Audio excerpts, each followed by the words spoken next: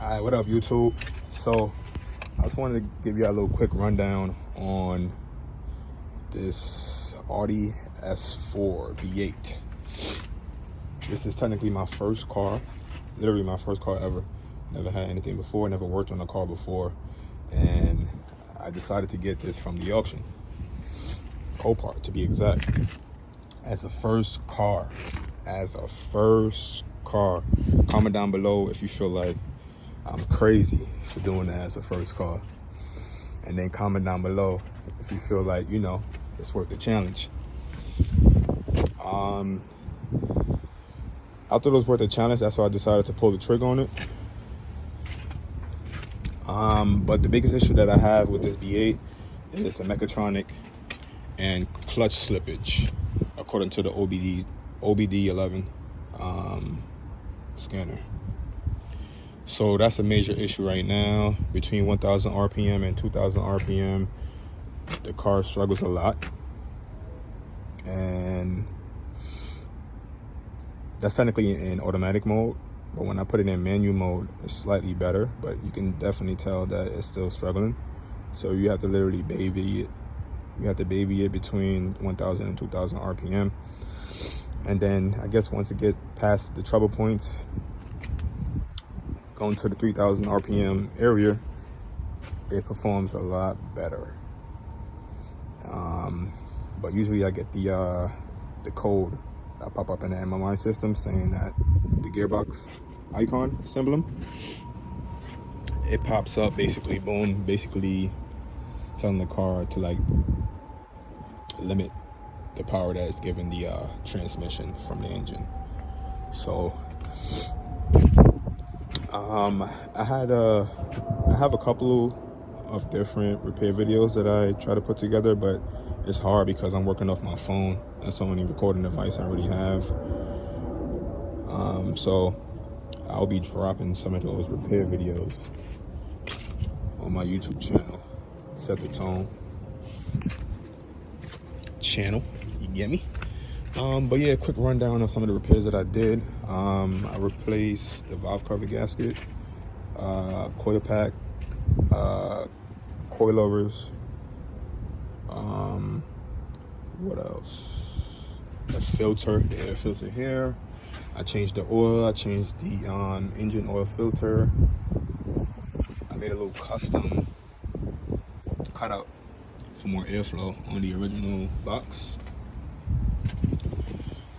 And these are the rims that it came with.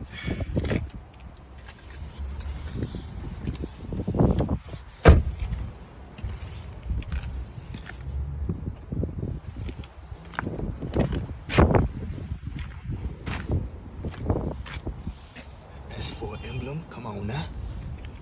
Yeah.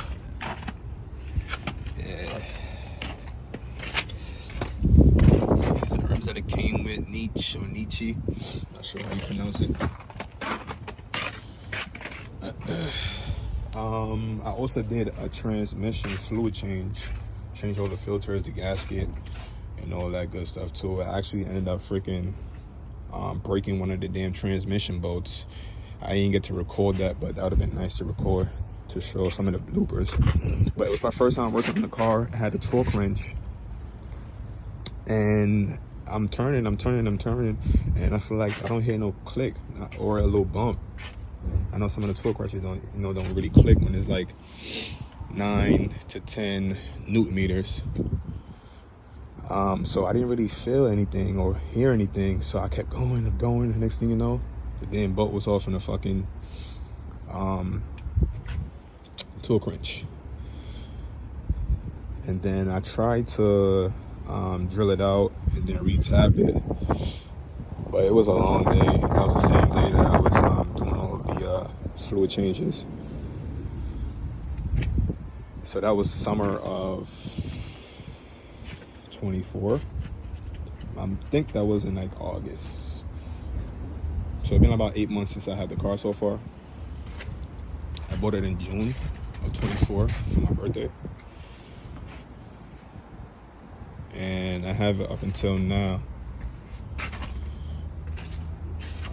but a good benefit is that thank God my job has a nice, decent sized parking lot, and that's what I literally do with all my repairs. Literally. If I didn't have my job parking lot, I'd been screwed. Let's try some of the interior.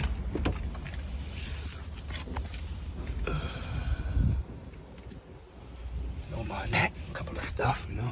The leather's literally in good shape. Leather is in good shape.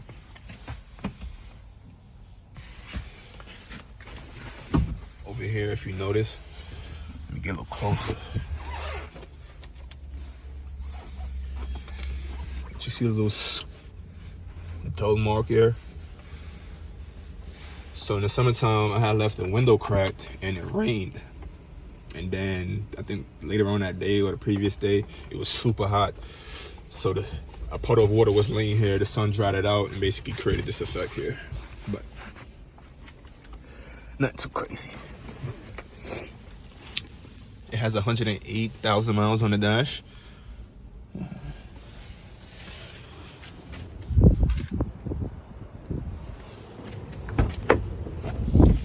Don't mind the stuff back here.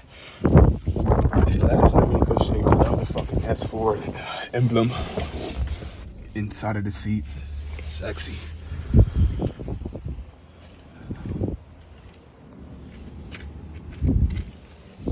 Little storage spaces here. Got some more maintenance stuff.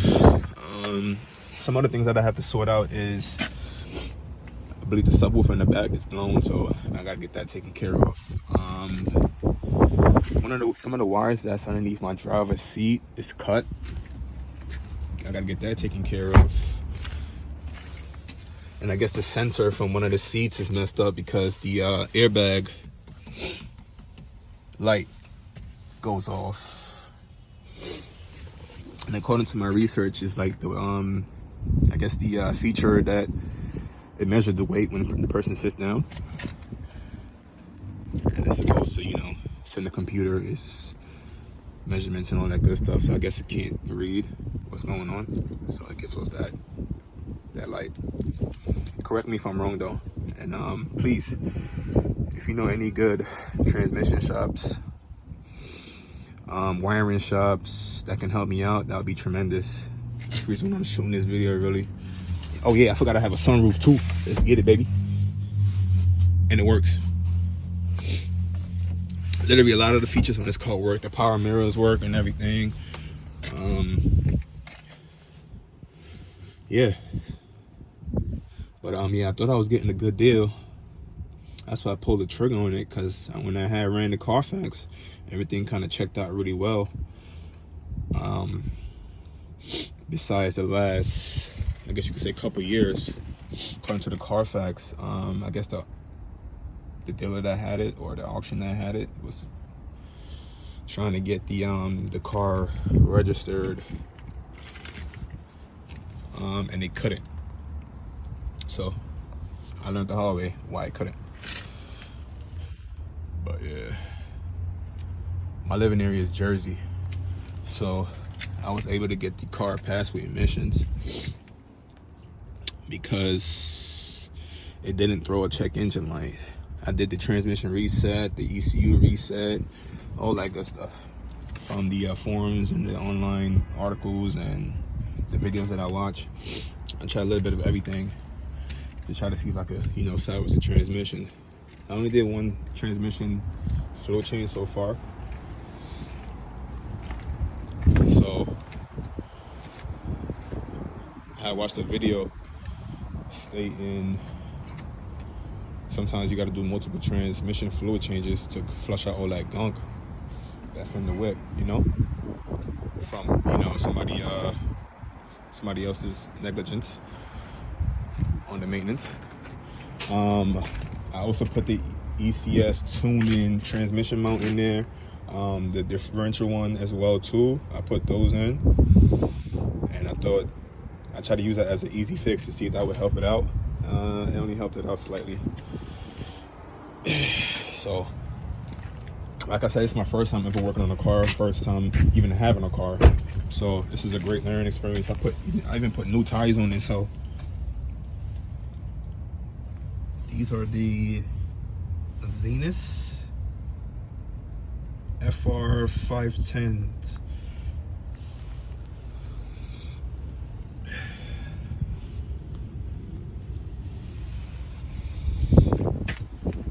The headlights work. Tail lights work. I just literally changed the third brake light in the back because that was out. I bought that part from Amazon for like 20 bucks instead of buying it for like 150 OEM for the same cheap plastic shit. But yeah, my major issue right now is the transmission. You get what I'm saying? Yeah. And I'm about to do a leak test right now to see if I have a coolant leak somewhere in these lines. Because this should eat, or should I say drink, coolant like there's no tomorrow. I know the heat soak is crazy on these engines, but I was like, man. You know that Volkswagen Audi coolant, that ain't cheap. It's like $30 a fucking gallon. But yeah, it's a little rundown. Like I said, I'm gonna be throwing in some extra clips that I had from last year summer, or some of the maintenance that I did. I'm probably not gonna throw it together in this video here. I'm probably gonna separate the videos, but yeah, I got a few videos I can share with you guys. Like I said, comment down below. Please comment down below. Help a brother out, because I need the help. I'm trying to get this. I would love to get the transmission rebuilt for a decent price, so I can actually enjoy the car and not have to baby it from 1,000 RPM to 2,000 RPM without it throwing a freaking gearbox malfunction. Because that's what it goes. Once it doesn't like something, or when something overheats. According to OBD11 as well too,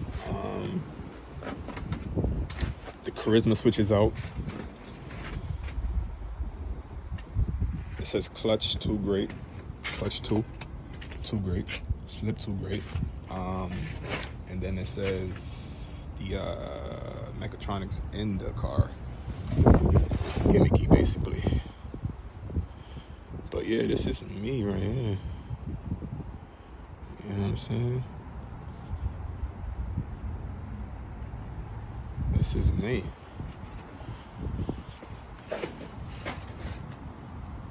Trying to get a great shot. Don't mind the junk in the back.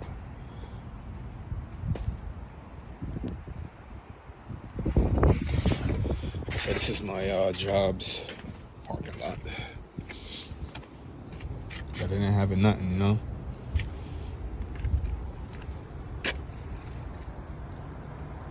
Shout out to my boss for not making a big deal about it. Yeah, so I think I pretty much went over all the maintenance that I did so far. Third brake light, transmission fluid change, engine fluid change, all the filters from the transmission and the engine, valve cover gasket, coil packs, spark plugs,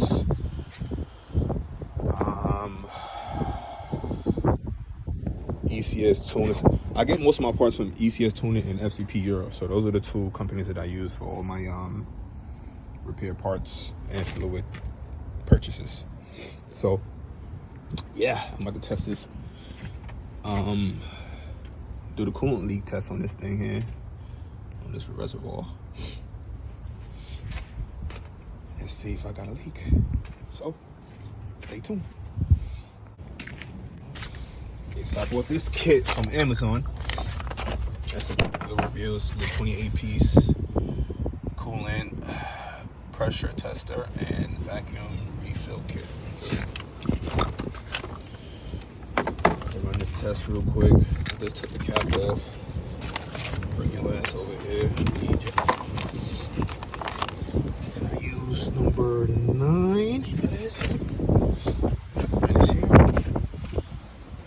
This is the right fit.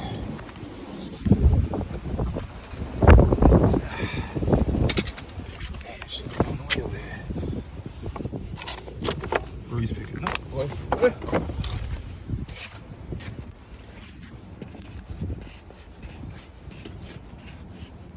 Money ashy hands, my Today is not that bad. It's like 46 degrees out here, but the sun going down, so it's starting to get a little chilly now. Let me get that good. Put this on the wet.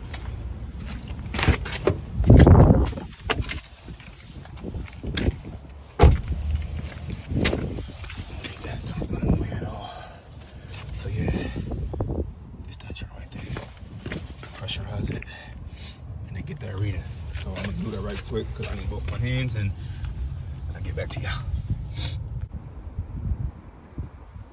All right, boom. So 13 PSI. So I'm about to monitor it and see if it holds pressure. If it doesn't, you got a leak somewhere. Yeah, so that's the setup right here. So, yep. So it's a waiting game now. And I'm about to monitor in the engine bay and see what's what. Stay tuned.